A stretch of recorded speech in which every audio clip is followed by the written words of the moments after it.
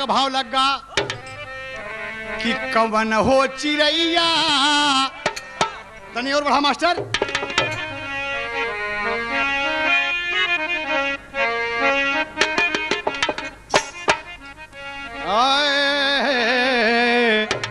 कवन हो चिड़ैया जकरे 3 गो गदोरिया ये भैया।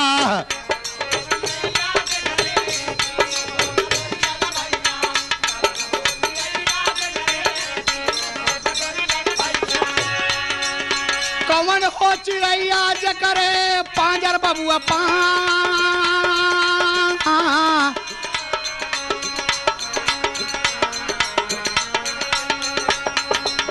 कवन हो चिड़ैया जकरे 36 कर जब भैया।